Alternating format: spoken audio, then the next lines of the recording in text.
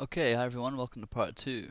This position was reached by Moldovan GM Viktor Bologan in a game against Russian GM Sergei Rublevsky at a tournament in Paikovsky in 2004. White definitely has some advantage with the two bishops in a semi-open position and an asymmetrical pawn structure. The black knight has a good defensive stronghold on b5 from where it's blocking white's queenside pawn majority, but aside from this the knight is doing nothing, whereas white's bishops are active and defensive at the same time. Play continued here, king e3, f5, g3, king g6, king d3, bishop d5, and bishop d4, which is a nice move that shows another of the advantages of having the bishop pair. White can decide when he wants to allow one of them to be exchanged. Here black can't play knight takes d4 because after king takes d4 the queenside pawn majority will be decisive for white. So h5 and now bishop e5, which is moving to a powerful central outpost and controlling the knight. So g4 now from Rublevsky, which must have been a difficult decision to make, and it was probably better to leave the pawns as they were and wait for white to come up with a plan to breach the black defences. Fair enough, black wants to create a passed pawn with his kingside pawn majority, but this move g4 allows a strong continuation for white in a few moves time. After king e3, bishop c6, king f2, and king f7. Again, it's not good for black to aim for the exchanging of one of the bishops. If instead g takes f3, now comes bishop takes f3, and as given by Bologan, bishop takes f3, king takes f3, knight a7, king e3, knight c6, bishop c3, e5, and now king d3 with a clear advantage for white, as black will be very hard pressed to save this ending.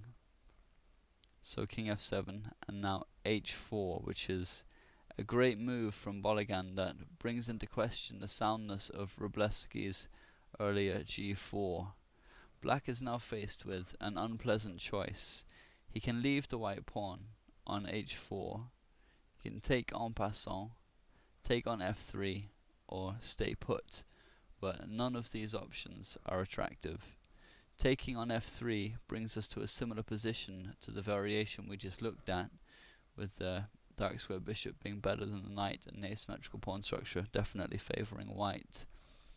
And staying put highlights the strength of playing h4, because not only does the h5 pawn become a long-term target for the light square bishop, but after an eventual f takes g4, black is forced to recapture with the f pawn, because you can't allow white an outside pass pawn on the king side, which is what would happen if you played h takes g4.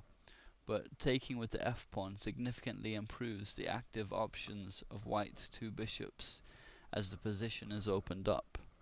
When white's h pawn was still on h2, black could always answer f takes g4 with h takes g4. So black must now take en passant. And now comes king g1 and bishop b7, which is freeing the movement of the knight. So it's protecting the a pawn from the bishop here. Now king h2 and knight a3, which is another difficult decision for black to make, because by bringing the knight into play he's hoping for some activity, but he also gives white the option of playing b5. He could try to hold out with his knight on b5, but this would cost him the h5 pawn after later king takes h3 and then h4 and then playing f4. And now white is gaining a big edge overall in the positions, bordering on a pawn after king takes h3. So knight c2, and now bishop c3 to defend the b pawn, knight e3 and king h4, which wasn't the best move actually. More accurate was f4, because after king h4 black is able to make some complications by playing f4 himself, at least confusing things a bit.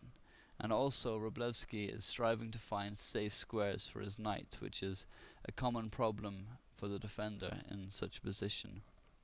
So g takes f4, king g6, defending the h pawn, bishop d3 check, knight f5 check, king h3, king h6, bishop c4, king g6, bishop takes c6, bishop takes f3.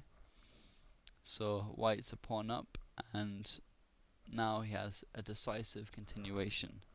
If you want to try and spot it, then stop the video now. b5 is the winning move, and it's important to play it at this moment before black is able to block it with either bishop e2 or knight d6, and now the outside pass pawn will decide the game after a takes b5 and a6. So knight e7, bishop d7, knight d5, king g3, bishop e4, and here white has a very strong continuation that Bologan missed. Again, if you want to try and spot it, then stop the video now. Bishop c6 is the winning line with a massive advantage to white over 5 pawns. Best play goes knight takes c3, bishop takes c4 check, knight takes c4 check, king g2, and there's no way to stop the a pawn, but Bologan played a small inaccuracy instead. After bishop e4 he played f5 check, and Wroblewski answered king g5, which is the correct move. Playing instead bishop takes f5 is losing. After bishop takes f5 check, king takes f5, and bishop a5, stopping the knight from coming back to catch the a pawn and winning the game. So king g5, and now bishop a5, which is another inaccuracy from Bologan. Perhaps he'd relaxed because he had a winning position, or maybe he was in time trouble, it's hard to know. But playing instead bishop d2 check wins much more quickly after, for example, king f6, which is the only viable move. And now bishop c6, king takes f5, and bishop a5, and once more the a pawn is decisive. So bishop a5 is what he did play. Now king h4 check, king f2, knight f6, bishop c8, b4, bishop takes b4. It's unclear why Wroblewski sacrificed that pawn. Now king g4. If instead knight g4 check, trying to queen the h pawn, black is a tempo short.